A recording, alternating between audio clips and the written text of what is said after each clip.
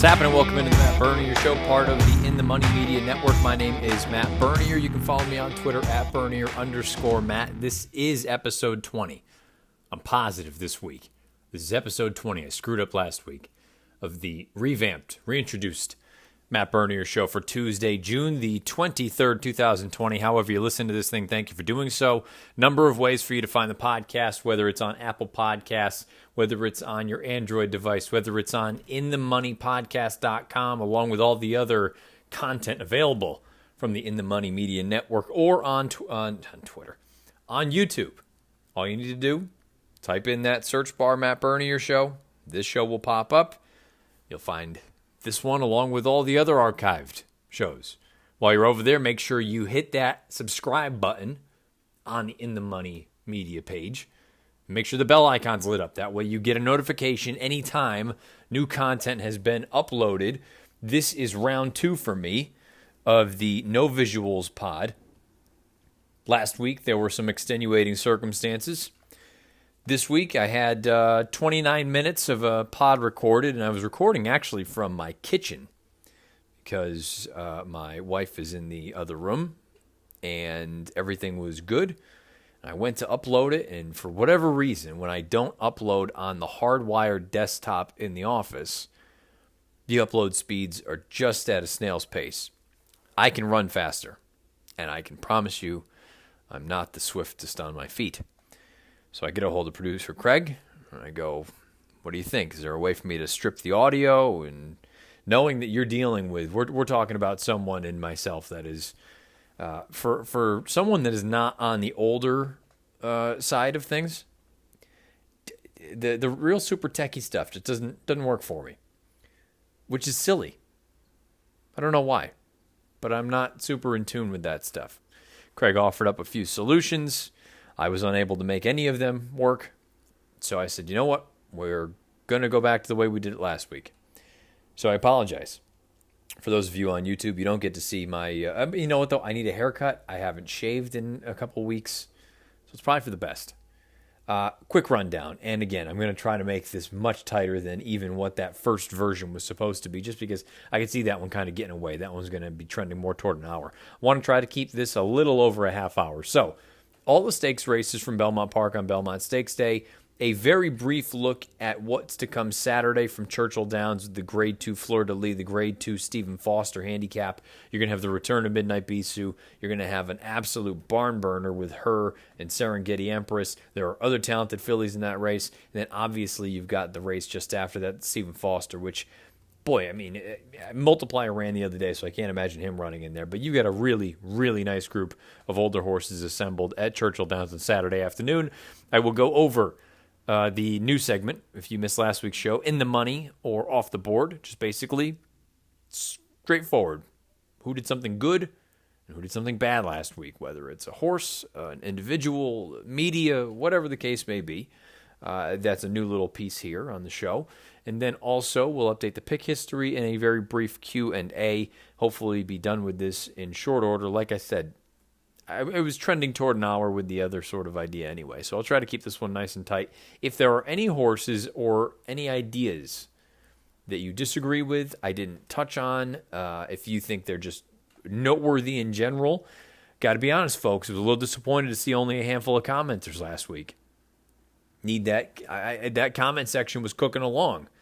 We were cooking with oil, cooking with gas. I don't even know what the saying is, but we were cooking. It's just sort of tapered off a little bit. And I get it. Me with these, kind of different audio pieces. Maybe it's a little bit harder to come by, but I still think if we can keep that moving, it helps everyone. Not just me, but I think it offers a nice opportunity for everyone to interact with one another and kind of get different ideas and opinions out there. So I need all that beneath the video player on YouTube. Again, you can send stuff to me on Twitter at Bernier_Matt, but it's just a little bit difficult to keep on top of everything. So the stakes races from Belmont Park on Saturday. Let's breeze through them. I'm going to take them in chronological order. Yes, I know, maybe burying the lead a little bit. Perhaps. But that's just how I'm going to do it.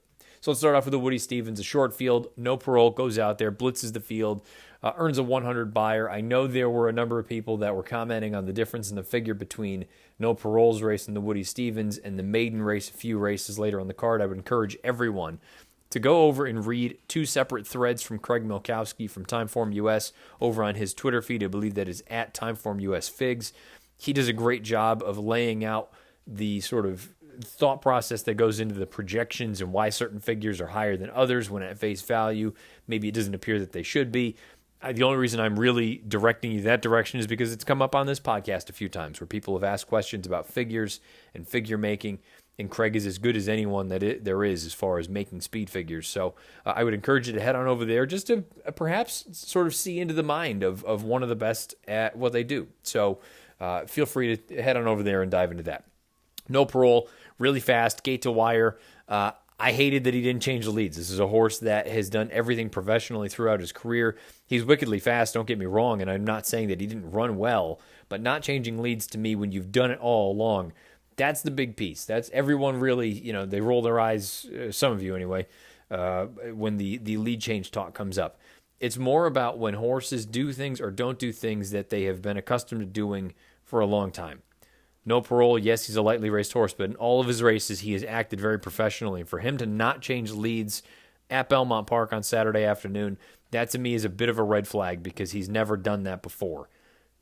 I don't know what race he shows up in next. I don't know if it's the Amsterdam, the H. Allen Jerkins, some other race.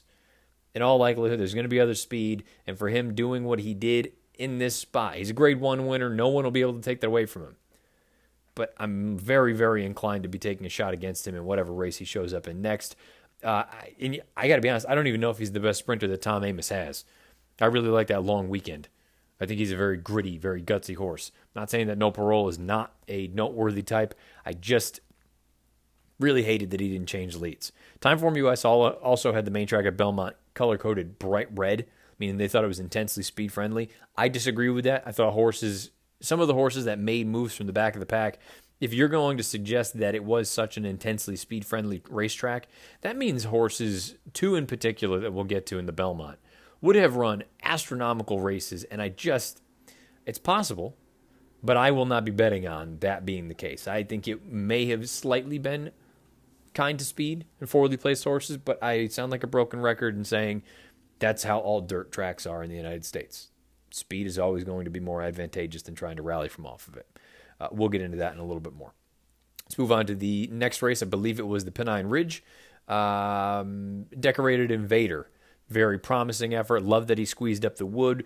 Proven strategies. Leaves about, I would say, 85% of a horse width between he and the rail. Decorated Invader and Joel, they squeezed through there, and I love the way that he finished.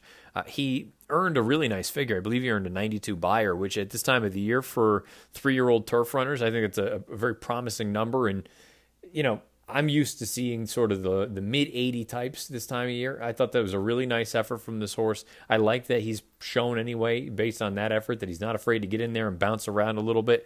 And not that it was a bad ride, but I'd be very curious to see if Jose Ortiz could go back and do it again.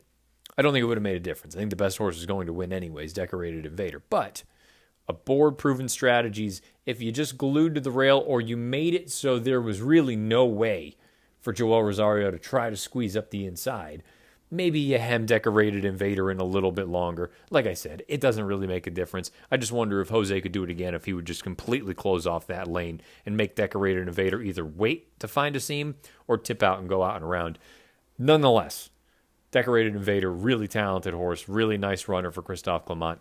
Earns big figs. Again, 92 buyer, 112 raw Timeform US rating. They did have the internal split color-coded blue. To me, again, the best horse won the race, and I can say that I think basically top to bottom for all the races at Belmont on Saturday. What's the next stakes race lined up? The Wonder again. Sweet Melania goes out there. This is the only one that, here I am going to contradict myself already. This is the only one where I'm going to say I don't believe the best horse won the race. I think Sweet Melania is extremely talented for Pletcher.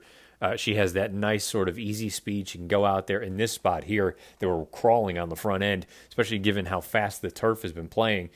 She's just got her ears flopping around. She's out there loving life. I like that she had that nice, sort of spurt, that energy needed at the top of the lane to open up and put 2 or 3 lengths on the field. I think that was the major difference maker. I don't know that she's going to be able to do that going longer distances with some other pace to deal with early on. And that leads me to what I'm about to say. I think Highland Glory is the most talented 3-year-old filly on turf that there is right now. Maybe Chad's got something. Maybe there's some other runners that are around. And don't get me wrong, I'm not saying that there aren't talented ones right now. I just think Highland Glory is really, really talented. And I feel like she's the kind of horse that she had no business being as close to getting the job done in a race like this as she did. To me, more distance with a little bit of pace, you're going to get a much different story here. I think you would reverse the tables. I know that there's the Saratoga Oaks up at Saratoga on August 16th, $500,000, mile and 3/16. No, it's a home game for Highland Glory. I would love to see her connections, put her on a plane, send her out to Del Mar to run in the Grade 1 Del Mar Oaks. It's a week later. It's $500,000. Yes, it's a slightly shorter distance at a mile and an eighth, but I think a mile and an eighth plus is going to be really where this girl shines. And to get that Grade 1 in front, that to me is a key critical differentiating factor between the run at Del Mar and the run at Saratoga. I think Highland Glory was the best horse in this race, but Sweet Melania's tactical advantage is what gets the job done here and what gets her to the winner's circle. Don't get me wrong. Don't misconstrue what I'm saying. Sweet Melania is really talented. I just think Highland Glory is very, very, very good. And as the distances get longer, I think she's only going to get better. Now we move on to some dirt racing, and I suppose you could say this was the performance of the weekend. Gamine goes out for Baffert, runs a hole in the wind. She earns a 110 buyer, raw 129 time form U.S. rating, slow fractions based on the way the track was playing. You know, say what you will. I'm not a vet. I don't know. A lot of people were asking about the positive tests from down at Oaklawn a few weeks back now. I don't know what you want to do with it. Do with it what you will. That's up to you. Again, I'm not a vet. I don't know anything about any of that kind of stuff. All I know is I can only go by what I've seen on the page and how the horses run and what the connections have proven in the past. And in a spot like this, I'll admit it, I was against Gamine. I was trying to beat her with Casual. Casual, apparently, the form of that Churchill race was more important than what my eye was telling me because she got waxed in here. But Gamine, make no mistake about it, she was awesome here. And, again, what does that mean going forward? I have no idea. I'd like to see them try to stretch her out. You've got a race like the CCA Oaks coming up next month at Saratoga. Down the road, you obviously have the Kentucky Oaks. If Two Turns doesn't end up being her game, can always turn her back for the Filly and Mare Sprint out at Keeneland at the beginning of November. I don't really have much else to add about this race. She just was awesome. She's right now the fastest 3-year-old in the country, male or female. I know it was one race. I know it was only a 1-turn mile. It's apples to oranges compared to 2 turns and going longer. I get it. I know. She was awesome. You can't deny that. And if you say that she wasn't awesome on Saturday, you clearly, I don't know what you were watching, but she runs a hole in the wind, winning the Grade 1 Acorn. Move on to the Jaipur. This is a win, and you're in for the Breeders' Cup Turf Sprint. The filly, or I should say the mare at this point, Alexandra, she gets the job done. She has a wicked, wicked pace to run at. Coming from the back of the pack, Rosario tips her out into the clear. She goes and just nips Kantaka on the line. Those of you that had Kantaka, I feel bad for you. From my Twitter feed, it looked like a number of people were alive for a pretty big score to him. It's nice to see that he can still run. This was his first start for Graham Motion. Now, I don't know what you want to do with a horse like Kantaka going forward because I've always felt like he was more of a middle distance, sort of 7/8 on dirt type as opposed to a miler on grass or as opposed to 5.5 in a turf sprint, which we'll see at Keeneland. Who knows? Motion will do what he thinks he needs to do with a horse like this. As far as Alexandra is concerned, she's clearly proven that she can take her game on the road. She just needs a little bit of pace. That's always going to be her sort of downfall. She's the type of horse... I don't want to say is pace dependent, but boy, for her to really show off that big late finish, she needs him to throw it down early, and she needs it to be a situation where the speeds early on, they don't come all the way back to the field. I mean, in a spot like this, you had a horse like Pure Sensation, who was coming off of a lengthy layoff at a distance that's probably too far for him. You also had Hidden Scroll, who, we're not... I'm not in the business right now bashing Hidden Scroll, but, I'll let you all take care of that piece. So she had some suspect or questionable speed situations in front of her, go a crazy pace, and have it completely fall apart. And then the horses that were in closest attendance, such as Texas Wedge and Stubbins, they paid the price late when Alexandra was finding her best stride. I'll be interested to see where she goes from here. She's very, very talented. I wouldn't discredit her in any race that she shows up in. I would just caution, very greatly that, again, she's going to be at the mercy of the pace situation going 5.5 furlongs at Keeneland. I brought up Kantaka already. I can make an argument that the third and fourth place finishers ran the best races in Texas Wedge and Stubbins. They were in close attendance to that hot pace. I thought Texas Wedge ran great. I liked him in here. I picked him. He went off at a juicy price. I'm going to make a statement right now. I believe both Texas Wedge and Stubbins will be heard from again at some point. I don't know if it'll be the Breeders' Cup, but I think they're both going to run big in big spots over the next handful of months, whether it's at Del Mar, whether it's Saratoga, whether it's Keeneland, you name it. There'll be positions for these horses to run back in and run big. I think both Texas Wedge and Stubbins ran quite well. Again, pure sensation. The distance is not his friend. They went way too fast early on. And Hidden Scroll, I have no idea what you want to do with them at this point. Now we move on to the big one. Been burying the lead a little bit. The Belmont Stakes, as I take a brief swig of water.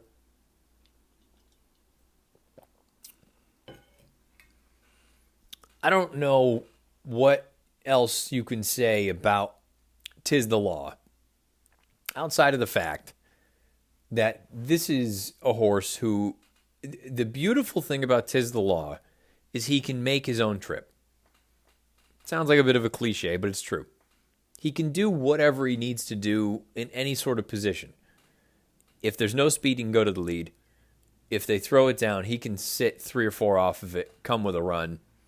He listens to command. He's incredibly agile. He just seems to fit really well with Manny Franco. And he looks like a proper racehorse. He wins the Belmont by almost 4 lengths.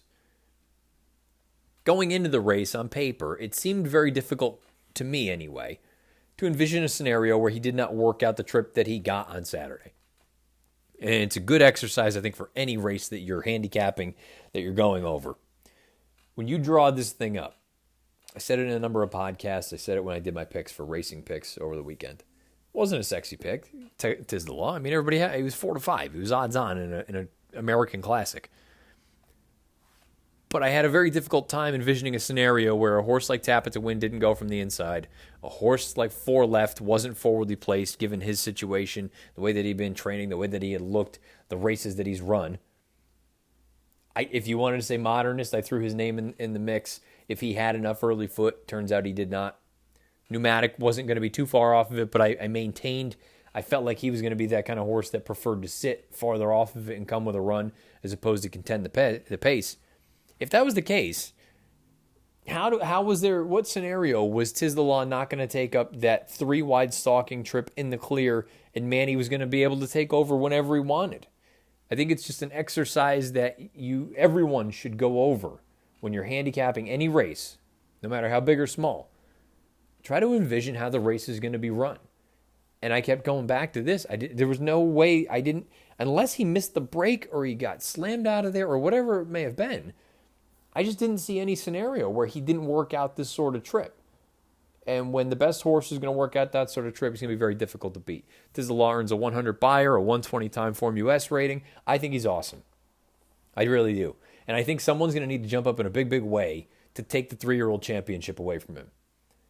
He's won the Grade 1 Belmont, the Grade 1 Florida Derby, and the Grade 2 or 3 Holy Bull, whatever it is. He's going to be a prohibitive favorite for the Travers on August 8th. Assuming he does what I think he's capable of, what we've seen he's capable of, and someone else doesn't jump up in a big way, he's likely to be the favorite for the Kentucky Derby the first Saturday in September, or one of. And then, again, at this point, I sound like a broken record. I don't know, unless Baffert has something, and maybe it's a horse like an Uncle Chuck. I don't know who's out there right now that I'd be shaking in my boots if I were the connections to Tiz the Law. I just think he's the best horse. Period. Now, older horses, who knows? Saturday, I think, is going to go a long way in sort of giving you an indication of what that older division really looks like and who some of the players could be. That race down in Louisville, I'll talk about in a bit. But Tiz the Law, I love everything about him. I love the connections. I love the running style. I love the agility, the versatility. He's got so much going for him. Tiz the Law, I think he's a really, really nice horse. He is obviously the leader as far as the 3-year-old championship honors are concerned. And I think it's going to take some serious some serious horses or a number of circumstances for this horse to not go on and continue on this sort of path and this trajectory here. Before I get off these races, the idea of the intensely speed-friendly racetrack at Belmont on Saturday, on the main track anyway, if that were the case, horses like Dr. Post and Max Player would have run immense, giant races. And I suppose it's not impossible to think that Dr. Post could jump up in a big way. And I suppose it's not impossible to think that Max Player could jump up in a big way. But if you're going to tell me that it was bordering on a conveyor belt, which is what I think of when I see an intense designation, whether it's speed or closer from Timeform. And I'm curious, what other people think? Beneath the video player on YouTube or on Twitter at Bernie_Matt.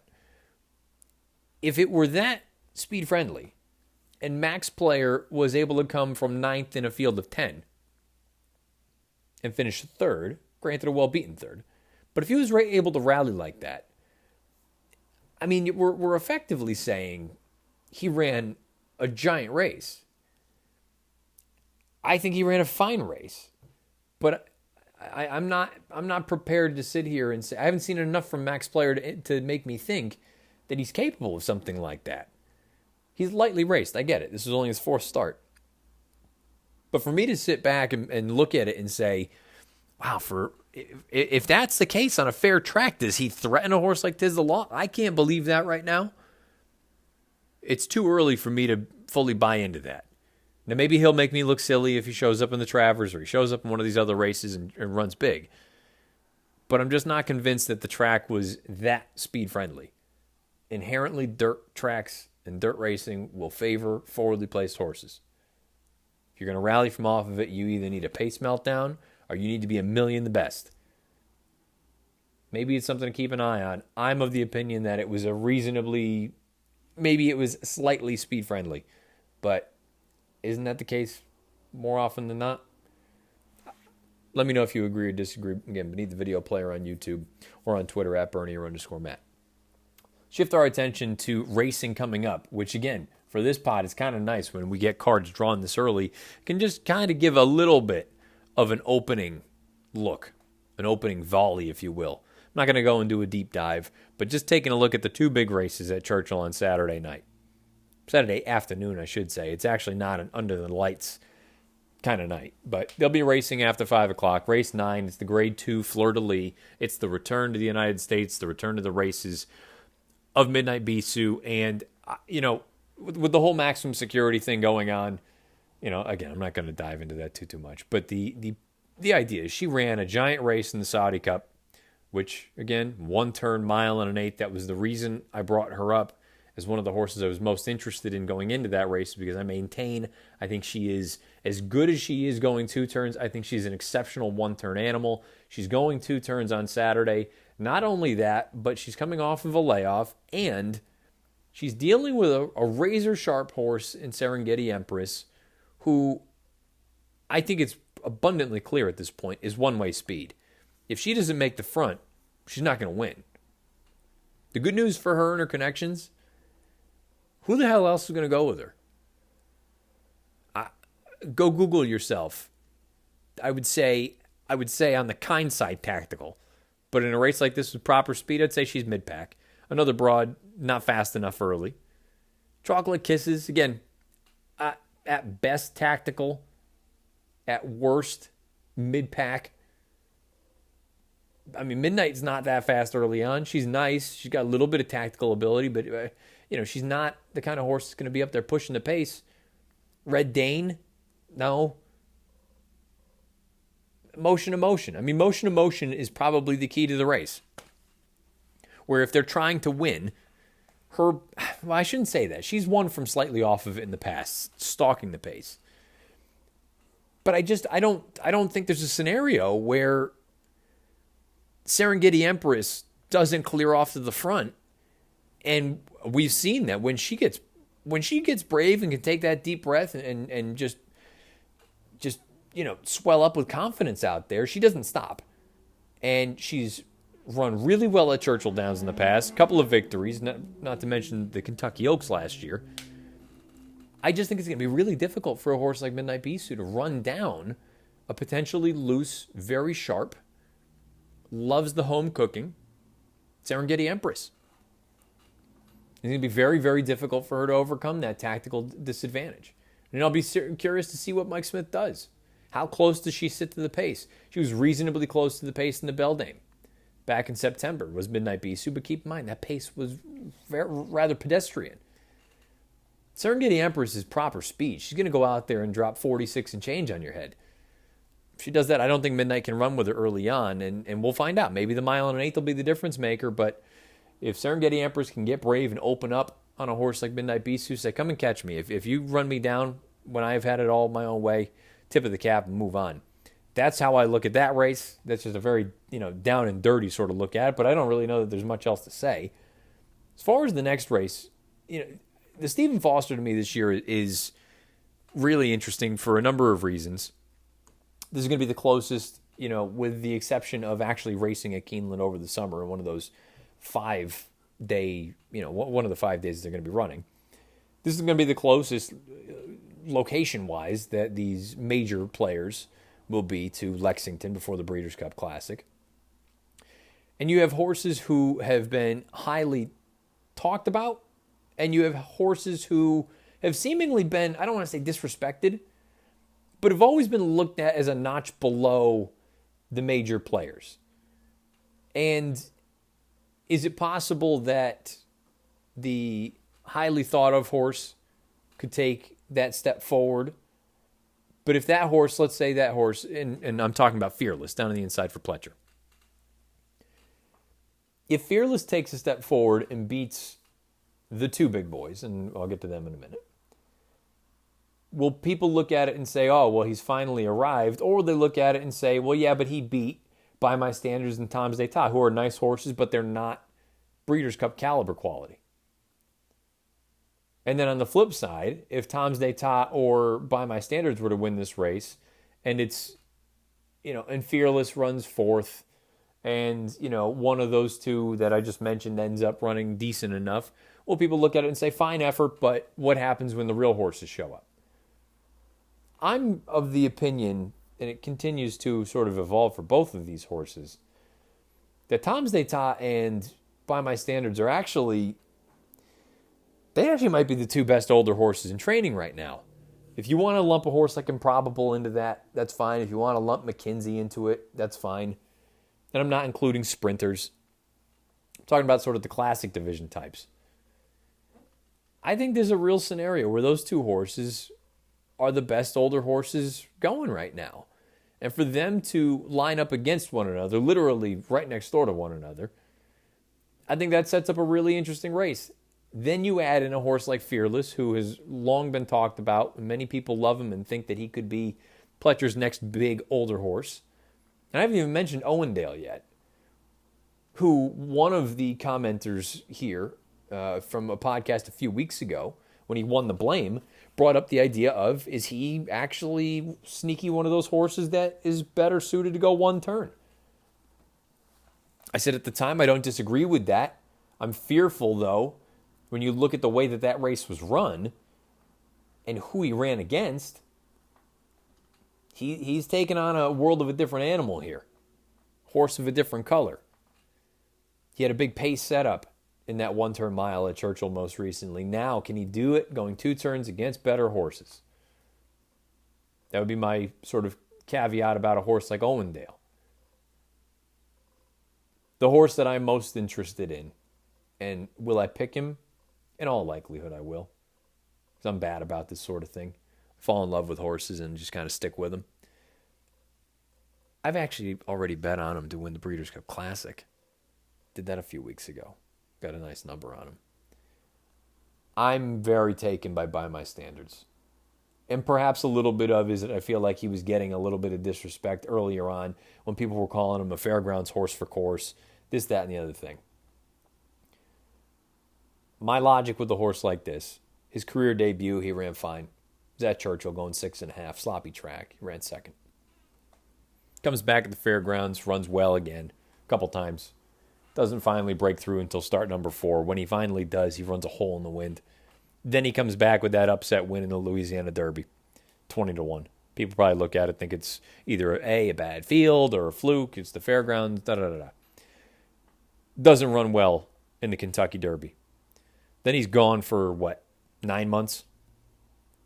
Shows back up at the fairgrounds, just decimates a field. Does it on cruise control. I tweeted before the New Orleans Classic, I think he's going to absolutely bury this field. If you want to say he had a perfect setup, I'm not going to argue with you. Sat that nice sort of perched trip, able to just go off from slow fractions, drew off professionally. Then he comes back in the Oaklawn handicap. Loved him that day as well. Same deal. The point is, he can make his own trip, and I don't believe that he's a horse for course. I think he can run wherever. So I'm sure some people will look at it and say he's 0 for 2 at Churchill Downs. What do you make of that? I make of that the Kentucky Derby doesn't mean anything to me as far as his resume is concerned. And the other race was his career debut, going shorter than he really wants to go, and he ran fine. A fine second. I like by my standards. I like him quite a bit. I'm curious, and I'm going to pull it up as we're chatting right here. From a pace standpoint, he may be up against it a little bit. It's going to be more mid-pack. He and Tom's D'Etat, if you believe the Timeform US pace projector. And by the way, that's not to say that Tom's D'Etat, I don't respect him and I don't think he's going to run well. I mean, look, he went out there, just got it done over a horse and Improbable, who all he did was come back and win the Hollywood Gold Cup with a 105 buyer. So, all in all, from those two races, that's sort of a down and dirty look. If I needed to make picks today, and I reserve the right to change my opinion, and I will probably, at least one of them, will likely end up being a pick for Saturday on racingpicks.com, which you can go over and find for free. All you need to do is enter your email address. You can find me over there Wednesday through Sunday. Saturdays are video picks. I have a hard time envisioning a scenario where somebody goes fast enough to run with Serengeti Empress early on, and I think the tactical advantage is enough to upend Midnight Bisou at the distance, going 2 turns. And in the Stephen Foster, I believe him by my standards. I believe him by my standards. I think he is a good racehorse, and I think he's still a little bit disrespected, and I hope he keeps running well because I have him at 40-1 the Breeders' Cup Classic. Let's see. Let's move on to In the Money and Off the Board for this week, and I will keep this nice and tight. Again, for those of you that missed it last week, In the Money, anything good? Anybody that did anything solid, worthwhile, noteworthy, whatever it may be, and then Off the Board, obviously, not so good. Disappointing, expected more, the whole 9.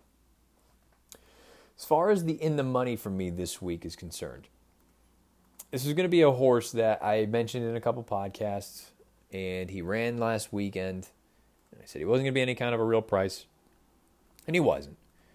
But I just believe in this horse, and the figure didn't come back great. But I believe wholeheartedly that Collusion Illusion is a racehorse that everyone needs to have on their short list of 3-year-old sprinters. He won the Las Barrera last weekend, 6.5 furlongs. He only earned a 91 buyer. I think this horse is something serious for Mark Glatt. I think 1 turn, anywhere between 6, and I could even see him out to 8. I think he's going to be a serious player in these type of races. I'd love to see his next start. Maybe not his next start, if you want to try to squeeze something in between now and then. I just maintain I don't want them stretching him out. Keep him at this configuration. I think this is what he is. I think he is a sprinter through and through. Love to see him up at Saratoga. Love to see him in the H. Allen Jerkins. Love to see him in races like the Cigar Mile, like the Metropolitan Handicap next year as a 4-year-old. I think Collusion Illusion is a serious racehorse, and he will be my In the Money for this week. As far as Off the Board is concerned, I know I said I was going to leave it up to everyone else, but I guess I'm going to pile on. I don't know what you do anymore with Hidden Scroll. there's a little bit of pedigree that suggests that turf is what he's going to want. He went off at 4-1 in a grade 1 on turf. In effectively his turf debut. I mean, he dumped the rider in that N1X or N2, whatever it was, a couple weeks back. They wheel him right back here. He shows speed, and I get it. The speed was supersonic. They ran last and second to last, him and Pure Sensation. But at what point I believe in the whole confidence thing. It's the same thing. You see it with pitchers, young pitchers. You see it with quarterbacks in the NFL. What happens when you get your brains bashed in one too many times and you start looking at it and you're like, I can't do this? I believe the horses feel the same way. And a horse like Hidden Scroll who just keeps just getting beaten up and beaten up. I wonder how many times you can go to the well before he's like, screw this. This isn't working. There's one other idea. I saw someone tweet about it. And I apologize. I'm not trying to steal it from you. I just don't remember who it was. And it'll take too much for me to go back and find it right now. Someone brought up the idea of him going longer on grass. And based on the pedigree, there's some proper turf form going long on the bottom. And Hard Spun, who I believe is his sire, is not terrible as far as the grass is concerned.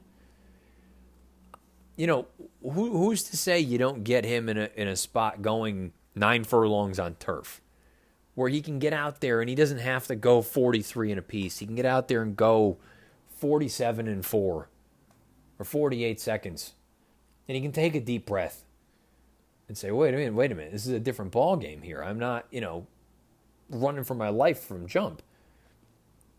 I can go out there and I can just gallop along for a little while, and then we can really run.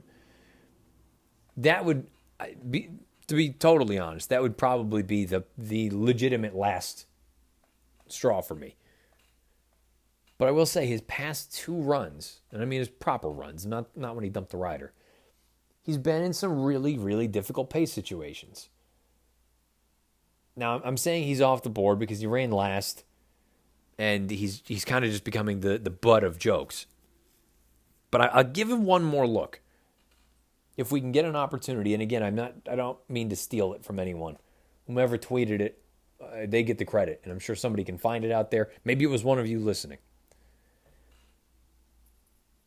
Get him going a little bit longer on turf, where you can go a little bit more moderate early on. You don't have to go, it's not a drag race. You can take your time. Maybe we can give him one more chance. But based on what he did last week, I get it. The pace was wicked. Hidden Scroll, you're off the board. Let me know who was in the money for you and off the board for you this past week beneath the video player here on YouTube. Let's dive into a quick, swift pick history. Updated. Where are we? 2020. Let's get a sample size here. Going back to the middle of February when this program came back and was revamped. My computer is going through. Sample size is now up to 202. We have an 18% win rate. Unfortunately, we are down 8% as far as the ROI is concerned. So some quick math off the top of my head, that would give us $1.84 return on investment. You would have wagered $404 and you would have had $370.20 returned. Obviously, the past little run has been a little bit difficult. Started to pick up some winners here and there, and I'll take them where I can get them. I think it's starting to trend in the right direction, though. Again, starting to, I think, see a little bit more. Some of the prices are starting to run a little bit better as well. And if we're looking at it from a win play show standpoint, 49% down 10% as far as the ROI is concerned. So that would give you a $1.80 return on investment. You would have wagered $1,206. You would have had $1,086 returned for a net profit of minus $120. So, obviously there's always work to be done, always ways to improve. You can find all the selections that are incorporated into the pick history over on racingpicks.com. That's where all of these live, if you were so inclined. And let's pull one quick Q&A, if there is one. Because like I said, guys, I need you to fire away in the comment section beneath the video player on YouTube. Let me pull this up if I can. And again, this is the beauty of when things go sideways as far as uploads and whatnot. When you have your rundown and everything looks great, and then all of a sudden something's not working the way that you thought it was going to, and then yada yada yada, it gets all jacked up. Now you're scrambling a little bit. That's where I am. Let's see. Just quickly, you know what? Let's just breeze through some of these things. Let's see. Alex Kibrick in the money from last week. Constitution and Honor Code from their first crop. They produced the winner and third place finishers in their first Triple Crown races as stallions. Big future for both. Very, very astute observation from Alex Kibrick. Very nice. I like that. Bruce Meyer saying that he appreciates me trying the idea for the $100 challenge. I'm sorry this particular trial didn't work out. I'm in the middle of my own death spiral with regard to the challenge, but I'm trying to keep the faith. I liken this quest to sitting in a fishing boat and pulling on that motor cord over and over, trying to get started before you go over the waterfall. Well, I went over the waterfall, Bruce, and I hope you don't end up with the same fate. He continues, hopefully with a break and some reflection, you will give it another try down the road, as it was enjoyable to follow along. I think it's a worthy challenge and one that can be instructive for players at all levels. This is a tough game, as we know, and fortunes are won and lost at the click of a camera. Thank you for listening, Bruce. And again, for those of you that are not following, I believe he is at Oracle56. Let me double check that on Twitter. Again, a very, very sharp handicapper. Won a number of contests throughout, up at Canterbury, I believe out at Santa Anita as well. Let's just double check because I don't want to be leading people in the wrong direction. At Oracle65, not 56. At Oracle65, Bruce Meyer on Twitter. Thank you, Bruce. Let's go through a couple other very brief ones. Let's see. Tom Espinoza. Tom has followed along on Twitter. Appreciate that. Gamine and Tiz the Law had nice ones on Belmont Day. I was really impressed by No Parole. Any chance he tries Met Mile or stay sprinting in a Saratoga Stakes? And then Tom followed up by saying, I just read Amos's pointing to the H. Allen Jerkins August 1st up at Saratoga. So I kind of already tipped off that I didn't love that he didn't change leads. Very, very talented horse. I have no doubt about it. But given this situation and the other horses and the other pace that I think is going to be involved in some of these other races for him going forward, he's just the kind of horse that I want to take a shot against at what's likely to be a short price in his next race because he's a Grade 1 winner.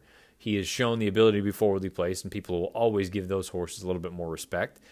And again, he had been so professional throughout his career, and for him to not change leads for the first time, a little bit of a concern for me. So I'm going to be against him, but I appreciate the input, Tom. Thanks for the follows on Twitter and the interaction.